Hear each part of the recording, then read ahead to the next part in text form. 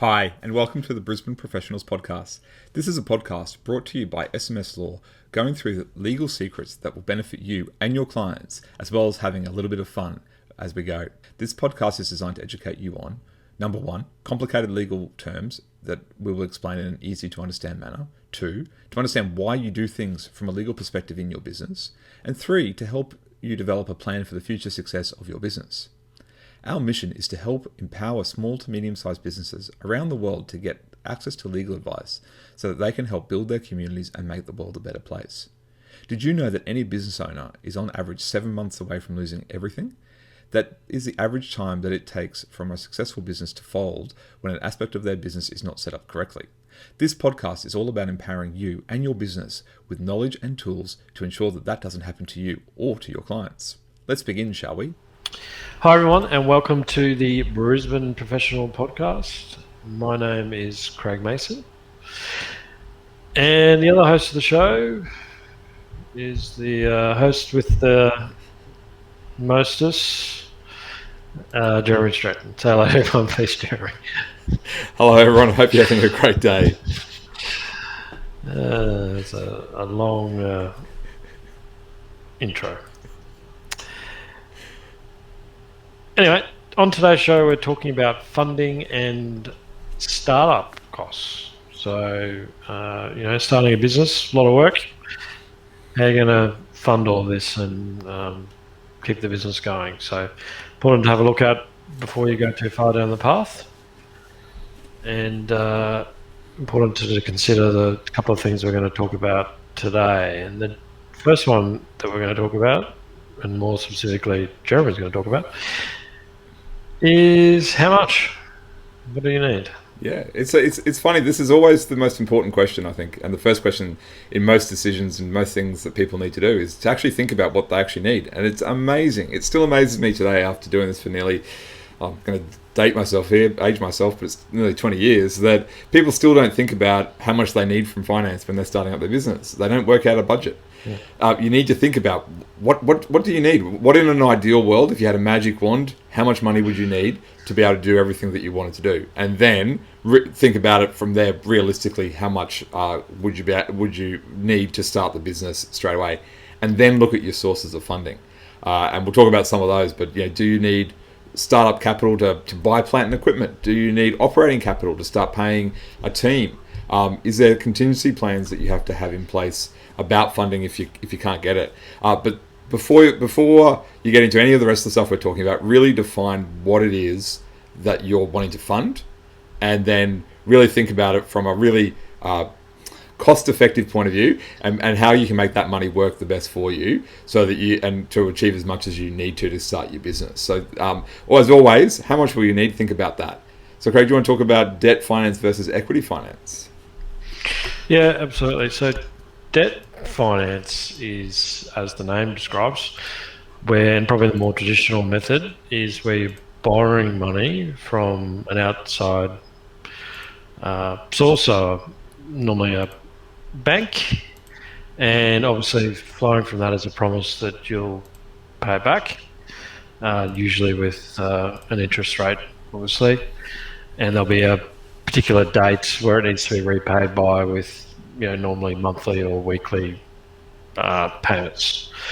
The other alternative is the equity finance, where someone is putting money into the business, say, or an asset, for instance, in exchange for part of the equity of the business, so a percentage of the business through shares or something like that. They're the two distinctions between that. As I said, the debt financing is probably the more traditional way. I guess, though, with a startup, you might have difficulties with debt financing in the sense that there's nothing there for the bank to consider. They're going to want security somehow through some personal assets, perhaps. Whereas equity is, suits where you've got a Shark Tank person coming in and getting some equity in it. So they're the two types. There isn't a right answer. Depends on the business, depends on your situation, but they're the two distinctions. And then, Jeremy, you want to talk about government grants? Yeah, so sometimes the government might even give you money to start your business or to fund your existing business, depending on what you do and where you do it. There are many different types in Australia. We have federal government grants, we have state government grants. I believe there are even some small council, local government grants, and I don't know in other countries they're the same. And so there are different grants that might apply for your business that you might be able to use as a grant to help fund part of your business. Usually they're tied, that they might have some sort of security. They're more a debt finance option, like Craig says, or they could just be a gift or provided to you on the basis that you satisfy certain conditions.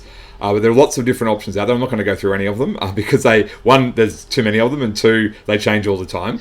But there are actually people who their whole business is to learn and to show you what government grants are out there and to teach you what you can do to get them. So if you think that there might be one or you want to find out, you can have a look at some grant officers, and they're usually people who've been in the government game before, helping actually give the grants, and they can actually help you find them.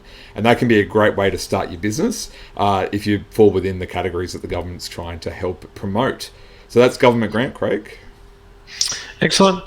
And then we just wanted to touch on a funding plan and creating that. So we've spoken about how much you will be required to raise, where you're going to source it from, so debt, equity, or potentially government grants.